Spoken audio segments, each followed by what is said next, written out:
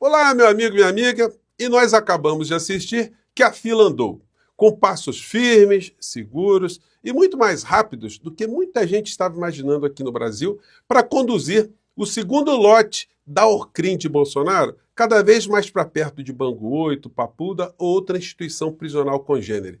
Vou mostrar aqui para vocês algumas cenas e vamos fazer também alguns comentários sobre algumas falas que aconteceram nessa tarde, mas o resultado chegou a surpreender, inclusive, essa gente da extrema-direita que achou que isso ia ter um desdobramento um pouco mais longo. Olha, isso é um prenúncio muito ruim para essas criaturas, porque as coisas estão andando, como eu disse para vocês, com passos mais rápidos do que eles estavam imaginando. E muita gente também no campo jurídico estava imaginando que essa história toda iria ter um desenvolvimento mais lento.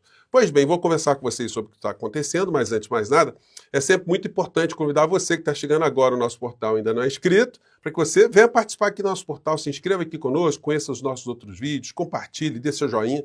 São formas de você ajudar o nosso portal a chegar a mais gente como você. E se puder, se inscreva também no nosso clube de membros. Você que é muito bem-vindo e muito bem-vindo. Bom, gente, eu vou começar o nosso papo aqui com vocês, colocando o trecho final aqui, que foi falado pelo ministro Zanin, que resumiu ali o que aconteceu, essa votação de 5-0. Mas eu quero aqui ressaltar que numa das falas do ministro Alexandre de Moraes, como relator, ele sublinhou que ele não está levando essa história toda com um aspecto pessoal. Ele está procurando se distanciar, por mais incrível que possa parecer, porque a extrema-direita não sabe o que é isso, a pessoa conseguir manter um distanciamento, por mais que ele tenha figurado ali como alvo. Ele demonstrou que a perspectiva que ele está analisando essa história toda é de um grupo de criminosos que atuaram não só contra uma pessoa física, mas o objetivo maior era destruir a instituição, destruir a nossa democracia. E dentro dessa perspectiva ele está colocando qual é a responsabilidade dessa Orcrim toda no meio dessa estratégia de destruir a nossa democracia. Porque se ele cai nessa armadilha de personalizar o fato, aí, de fato, a direita acabaria tendo algum tipo de sucesso nessa estratégia de misturar as histórias todas. Então, uma coisa é uma agressão contra uma pessoa. Outra coisa é uma Orcrim destinada a destruir a democracia e, para fazer isso, eliminar ou criar algum constrangimento a alguma pessoa. Ele colocou isso de uma forma muito clara, isso vai ajudar a dar uma esvaziada nesse tipo de discurso que essa gente insana faz por todos os lados. Temos coisas importantes aqui, né? Vou colocar esse trechinho aqui, vamos lá. Pois não. Senhor presidente, rapidamente, aproveitando a intervenção do colega, agora recebida a denúncia... Ah, sim, isso aí teve uma fala aqui do advogado, o desembargador da Terra Plana, né, ex-desembargador, que fez ali uma observação para depois vir, sim, aí o voto do ministro Zanin. Vamos seguir aqui. Da tribuna, nós suscitamos a questão, ministro Alexandre de Moraes, de reanálise das medidas cautelares. Então, gostaria que essa igreja... Engraçado, né, que aí ele está calminho com o ministro Alexandre de Moraes, né? Engraçado. E analisasse a situação do Felipe Martins em relação às medidas cautelares, agora que não há mais investigação em curso. Agora estamos diante de uma ação penal recebida pelo tribunal. Muito obrigado, senhor presidente. Ministro Alexandre, da mesma forma. Pois não. Então, proclamo o resultado. A turma, por unanimidade, no julgamento do mérito da PET 12.100, recebimento de denúncia do núcleo 2, verificou estarem presentes os requisitos exigidos pelo artigo 41 e 395 do Código de Processo Penal e recebeu integralmente a denúncia oferecida pela Procuradoria-Geral da República em face de Fernando de Souza Oliveira, Felipe Garcia Martins Ferreira, Marcelo Costa Câmara, Marília Ferreira de Alencar, Mário Fernandes, Silvinei Vasques. E também, em razão do término da análise deste recebimento de denúncia, cancelo a sessão extraordinária agendado para amanhã, às 8 horas.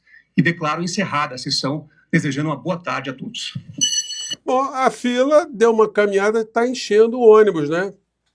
O ônibus da Orcrim do inelegível, que certamente não deve ter ficado nada feliz. Gente, muitas pessoas comentaram comigo que o inelegível tinha dado uma entrevista ontem para o SBT. Eu não tinha visto, aí fui dar uma resgatada, não teve nada de novo, não. O que eu quero chamar a atenção de vocês é da hipocrisia humanitária dessas criaturas da extrema-direita. Até agora, o Sr. Silas não falou nada do Papa. Esse fato, para o mundo, não representou absolutamente nada para ele, né? Para a seita dele, só os criminosos que quiseram destruir o nosso país é que merecem algum tipo de atenção humanitária, né? Eu não podia aqui deixar de fazer esse registro aqui. E a criatura continua com esse blá, blá, blá, blá, blá, enfim. E é o único que ainda não está figurando ali como réu no meio dessa história. Até porque, como eu disse para vocês, né, o ministro Alexandre de Moraes, ele foi muito inteligente em não fazer nenhuma ação pessoal contra as agressões que ele recebeu. Porque se ele fizesse isso, ele se tornaria impedido de julgar esses criminosos todos. Isso explica porque essas criaturas continuam flanando por todos os lados. Mas nós aqui estamos aguardando o desenlace de alguns inquéritos, porque isso pode gerar alguma surpresa, né? O inquérito das fake news está rolando por aí. E o senhor Mala, com certeza, está ali no bojo dessa história toda. Bom, o inelegível apareceu ontem numa entrevista falando as mesmas bobagens de sempre, mas ele fala tantas vezes que as pessoas vão acreditando. E quando se falou, por exemplo, na Operação Punhal Verde e Amarelo, né? Que se ele tinha conhecimento, se ele não tinha. Ele saiu pela tangente nessa pergunta que foi feita. Aliás, gente, uma entrevista de um jabá gigantesco. O jornalista não perguntou nada, não contestou absolutamente nada. Basicamente participou ali de uma encenação, jogando perguntas sem nenhum tipo de constrangimento, nenhum tipo de saia justa, para uma pessoa que tem um cabedal de crimes, um cabedal de iniquidades gigantescas, né? Então, essa entrevista ela já deve entrar para a história do jornalismo brasileiro como uma das maiores patifarias feitas pelo sistema brasileiro de televisão, a televisão da família do Silvio Santos, né?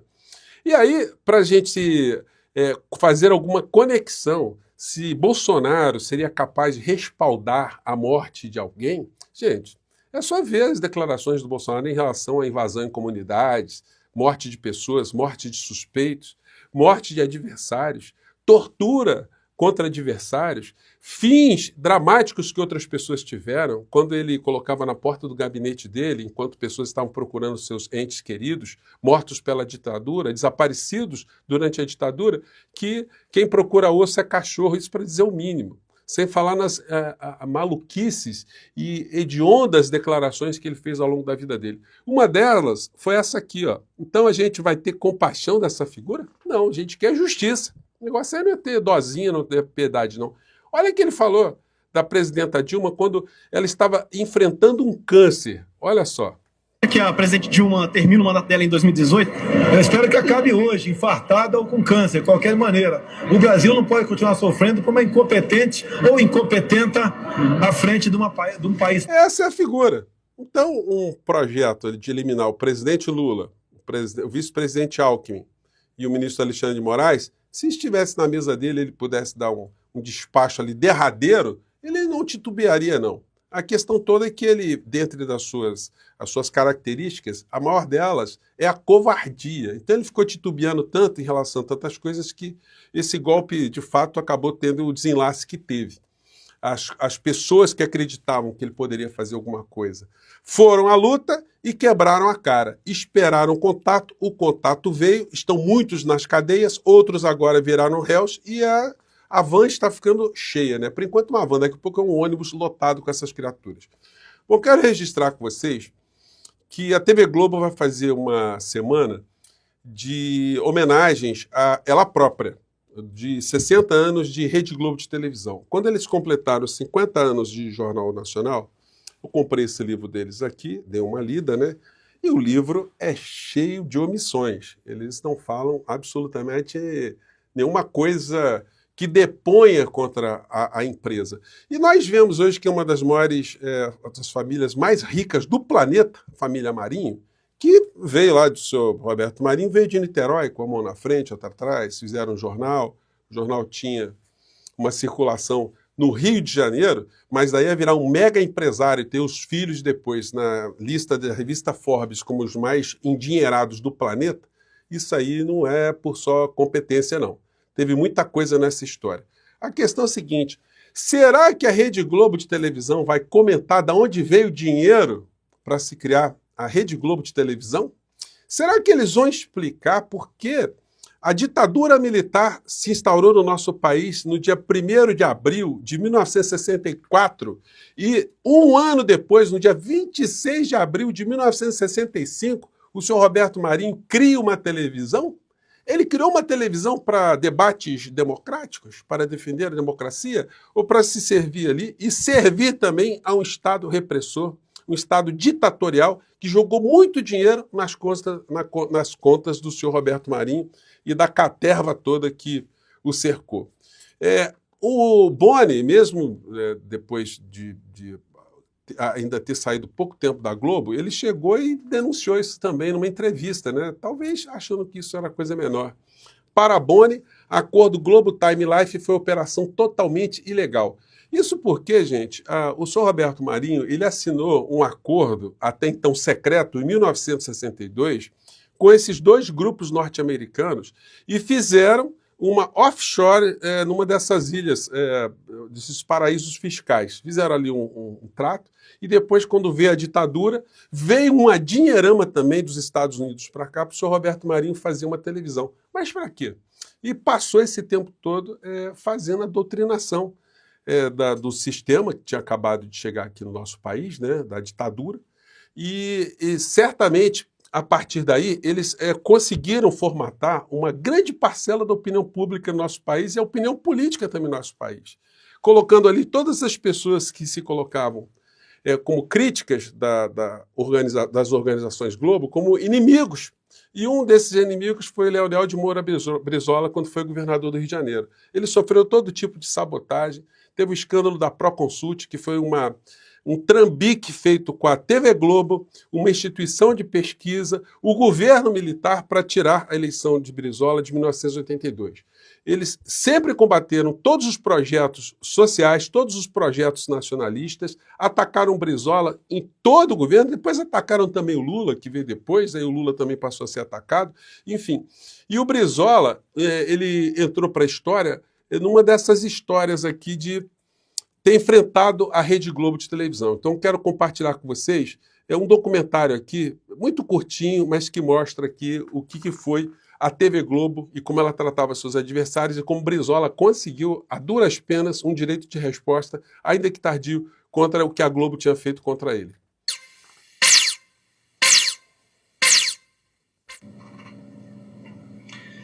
A decisão da Justiça garantindo ao governador Leonel Brizola o direito de resposta ao Jornal Nacional da Rede Globo foi um dos episódios que marcaram a televisão brasileira na semana passada.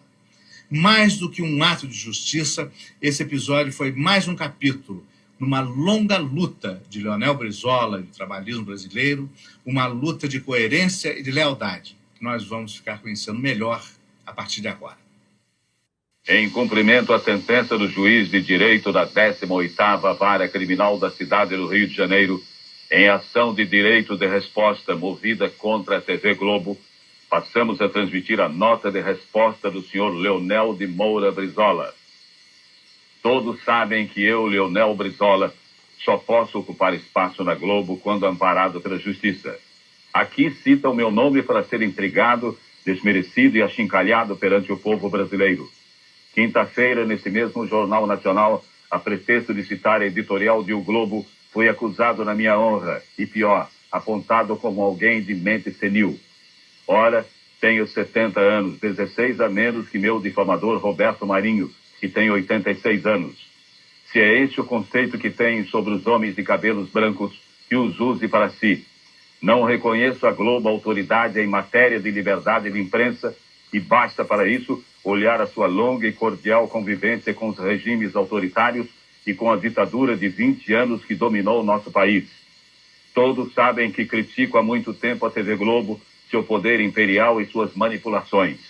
Mas a ira da Globo que se manifestou na quinta-feira não tem nenhuma relação com posições éticas ou de princípio. É apenas o temor de perder o negócio bilionário que para ela representa a transmissão do carnaval. Dinheiro acima de tudo. Em 83, quando construí a passarela, a Globo sabotou, boicotou, não quis transmitir e tentou inviabilizar de todas as formas o ponto alto do carnaval carioca. Também aí não tem autoridade moral para questionar-me. E mais, reagi contra a Globo em defesa do Estado do Rio de Janeiro, que por 2 vezes, contra a vontade da Globo, elegeu-me como seu representante maior. E isto é que não perdoarão nunca. Até mesmo a pesquisa mostrada na quinta-feira revela como tudo na Globo é tendencioso e manipulado. Ninguém questiona o direito da Globo mostrar os problemas da cidade. Seria antes um dever para qualquer órgão de imprensa. Dever que a Globo jamais cumpriu quando se encontravam no Palácio Guanabara governantes de sua predileção. Quando ela diz que denuncia os maus administradores, deveria dizer sim que ataca e tenta desmoralizar os homens públicos que não se vergam diante do seu poder. Se eu tivesse as pretensões eleitoreiras de que tentam me acusar, não estaria aqui lutando contra um gigante como a Rede Globo. Faço porque não cheguei aos 70 anos de idade para ser um acomodado. Quando me insulta por nossas relações de cooperação administrativa com o governo federal, a Globo remorde-se de inveja e rancor e só vê nisso bajulação e servilismo. É compreensível. Quem sempre viveu de concessões e favores do poder público não é capaz de ver nos outros senão os vícios que carrega em si mesmo. Que o povo brasileiro faça seu julgamento e, na sua consciência lúcida e honrada, separe os que são dignos e coerentes daqueles que sempre foram servis, gananciosos e interesseiros. Assina Leonel Brizola. Bom, a questão é, será que a Globo vai Por fazer 2 vezes menção de como ela atuou durante a ditadura militar? Bom, então fica aí, né? Como é que ela ajudou a fazer uma lavagem cerebral em boa parcela da sociedade brasileira, que hoje eclodiu junto com esse esgoto bolsonarista aqui no nosso país? Bom, fica aí a questão, né? Mande seu comentário aqui no nosso Portal do José. Um grande abraço, até o nosso próximo encontro. Tchau!